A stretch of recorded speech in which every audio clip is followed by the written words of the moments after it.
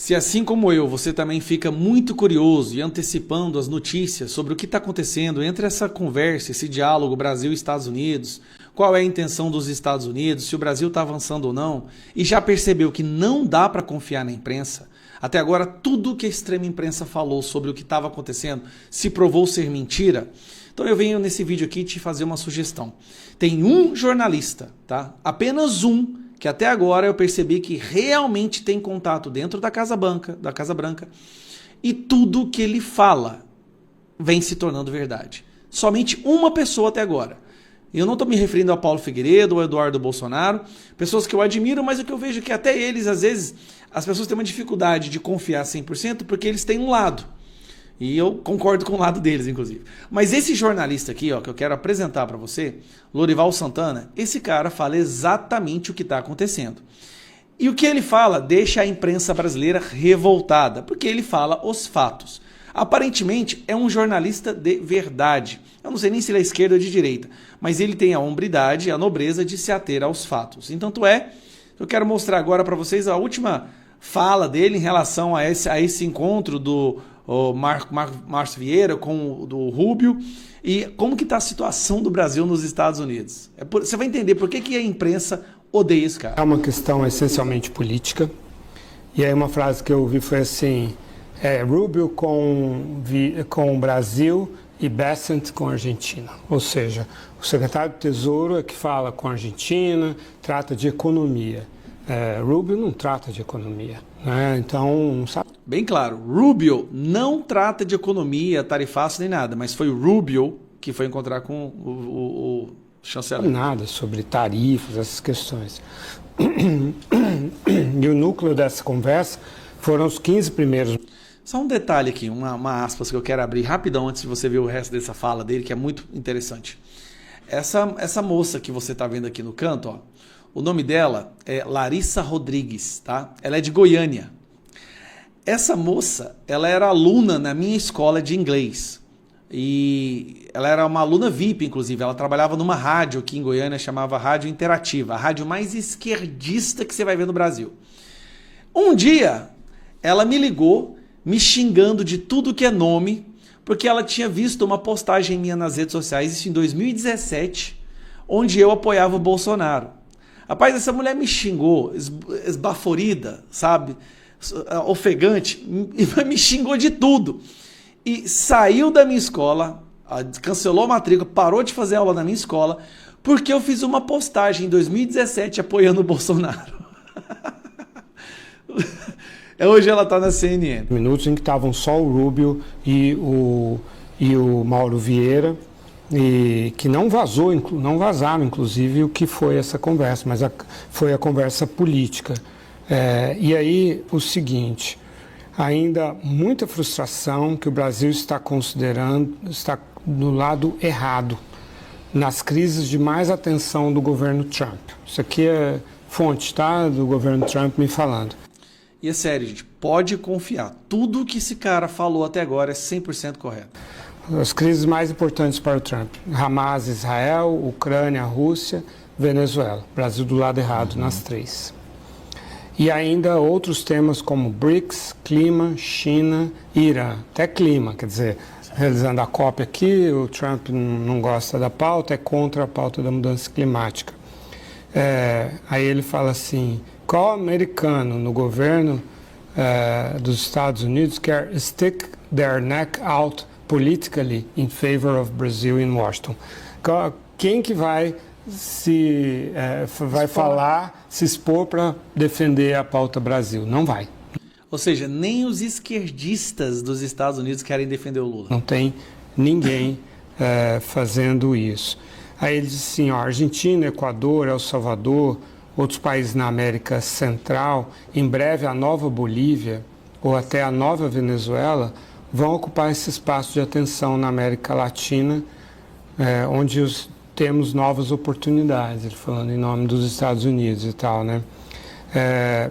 O setor privado americano é o único com interesse forte, mas já obteve as isenções de tarifas mais importantes para eles. E tem temas com parceiros mais importantes, China, União Europeia, Canadá e México, para fazer lobby e se preocupar. Por isso, diz essa fonte, o Brasil não vai ter espaço nas relações com os Estados Unidos nesses governos atuais. Bom, então, resumindo, a única condição que os Estados Unidos têm em relação ao Brasil para resolver questões como Magnitsky, sanções, vistos e tarifaço é Alexandre de Moraes e o que eles chamam de lawfare, que é o uso da justiça, o uso da lei para perseguir pessoas por suas opiniões, posicionamentos, crenças. É o único fator, que fique bem claro, o único. Estados Unidos deixou claro, eles sobrevivem sem o Brasil. O Brasil não sobrevive sem os Estados Unidos. Lula tentou capitalizar em cima disso o máximo possível para angariar voto. Não está dando muito resultado, as pesquisas mostram. Lula despejou tudo e não consegue superar, a rejeição não está conseguindo abaixar e a aprovação fica maior. Então esse cara, vou de novo, se você quiser acompanhar o que realmente está acontecendo, pode seguir ele, Lorival Santana. Mais uma vez, não sei se ele é de esquerda ou de direita, isso é bom. Quando você escuta um jornalista e você não consegue identificar se ele é de direita ou de esquerda, então você está escutando um jornalista. É a coisa mais rara que tem no Brasil hoje. Eu não quero jornalistas de direita e nem de esquerda, eu quero jornalistas. Este cara, até agora, eu vou te falar, ele se apresenta como jornalista e ele tem fontes verdadeiras lá dentro. E o que ele está falando e pelo que a fonte dele fala, o que o Paulo Figueiredo e o Eduardo Bolsonaro estão falando é verdade, tá bom? Então compartilhe esse vídeo, siga esse cara se você quer entender as próximas mobilizações em relação aos Estados Unidos e Brasil. Pensa num cara que sentiu doído. Nesses últimos dias, o Lula está vendo o cerco se fechando contra ele. Reunião do chanceler dele com o pessoal do Donald Trump e a resposta foi clara. Não vai ter negociação enquanto vocês continuarem com essa ditadura e apoiando o Alexandre de Moraes. O nome do Alexandre de Moraes foi citado como uma condicional irredutível para se continuar com negociações com o Brasil. Mauro Vieira voltou para o Brasil triste, rapaz, triste, e contou para o Lula. Lula deve ter ficado muito chateado, de acordo com as palavras que ele pronunciou hoje. Mas o pior não é isso. O pior foi que ontem Lula descobriu que a justiça americana agora tem documentos que provam que ele foi financiado pelo narcotráfico. Que ele foi financiado pelo narcotráfico desse cidadão aqui, Hugo Chávez. O braço direito do Hugo Chávez Carvajal está nos Estados Unidos agora apresentando todas as provas de que os partidos de esquerda e os líderes de esquerda na América Latina foram financiados por terrorismo, pela corrupção da Venezuela. Agora eu quero que você preste atenção no discurso que o Lula deu hoje,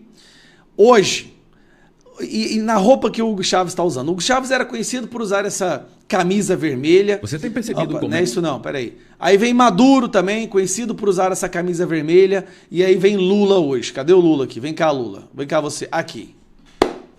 Olha que gracinha. Maduro, Lula. Lula tá revoltado, tá percebendo que o cerco tá se fechando, já sabe que o Maduro vai ser ou executado, para diminuir aqui, ele sabe que duas coisas vão acontecer. Ou o Maduro vai ser executado, com um desses mísseis aí dos Estados Unidos, ou o Maduro vai ser capturado e em troca da sua, vamos dizer assim, de penas mais leves, vai denunciar todos os partidos e os líderes de esquerda que ele e Hugo Chávez financiaram com o dinheiro de corrupção da Venezuela e do narcotráfico. Então, o Lula sabe que a situação dele está desesperadora. Qual é a reação dele? É partir para cima com o mesmo discurso que o Maduro sempre teve. O mesmo discurso do Maduro, o mesmo discurso do Hugo Chávez. Agora é o Lula. Preste atenção, você vai entender o desespero dele. A gente quer formar uma doutrina latino-americana, com professor latino-americano, com estudante latino-americano, para que a gente possa sonhar que esse continente um dia vai ser independente, que nunca mais um presidente de outro país ouça falar grosso com o Brasil, porque a gente não vai aceitar. Isso aqui é o discurso de alguém que sabe que foi descoberto, que vai vir merda pra cima dele, então ele já tá querendo construir a narrativa anti-imperialismo. Não é uma questão de coragem, é uma questão de dignidade e de caráter. Porque dignidade e caráter vocês não comprarão em shopping. Vocês não compraram em free shop. Vocês não compraram, vocês adquiriram no berço. Mais uma referência aos Estados Unidos, free shop. É o pai e a mãe de vocês que deu a sustentabilidade de caráter para definir o que a gente é. E cabe a nós do governo apenas abrir a porta para que vocês possam entrar com a energia de vocês, com a força de vocês, com o sonho de vocês e dizer: o Brasil do futuro será melhor do que o Brasil do presente. Tá aí o cara que destruiu a economia, botou 8 milhões de empresas endividadas, recorde de famílias endividadas, dobrou o número de pessoas morando nas ruas. Mas tudo bem, a questão é essa. A questão é que você preste atenção. O discurso do Lula hoje foi um discurso raivoso, né, sanguíneo. Por quê? Ele está vendo o cerco se fechando. Tem 2 pontos que deixou o Lula muito preocupado. Primeiro, o Marco Rubio falou claramente para o chanceler dele, né, o office boy dele que foi para lá, que não tem negociação com o Brasil enquanto continuar a perseguição e esse lawfare, né, que é essa justiça aparelhada como se fosse uma arma política. E a ponta de lança é o Alexandre de Moraes. Mas mais do que isso, o que está deixando o Lula preocupado é porque agora a justiça americana, o Departamento de Justiça, Marco Rubio, tem em mãos documentos que mostram que Lula foi financiado, o PT foi financiado com corrupção na Venezuela, dinheiro da Venezuela, da Petrobras da Venezuela, né? Assim como do narcotráfico. Amiga, a situação do Lula está muito ruim. Então o que ele sabe? Ele sabe que o volume, a tensão com os Estados Unidos vai aumentar absurdamente. Então ele já está preparando o terreno para fazer exatamente o que esse cidadão fez. O Brasil acaba de entrar realmente agora, tá? No início do processo real de venezuelização. A mesma coisa que aconteceu com o Hugo Chávez, a mesma coisa do Maduro, agora nas mãos de ninguém mais, ninguém menos do que esse cidadão aqui, que o nosso STF retirou da cadeia e colocou na presidência. Eu quero ver como que a nossa Suprema Corte vai defender um cara depois que aparecerem aí os documentos, as provas de que o PT, o Lula, foi financiado pelo narcotráfico. Não tem outra opção, tá? É cancelar o registro do PT. Todos os políticos do PT no Brasil têm que perder os seus mandatos imediatamente. E os líderes dessa porcaria, dessa facção criminosa, eu digo mais uma vez, uma facção criminosa, tem que ir pra cadeia.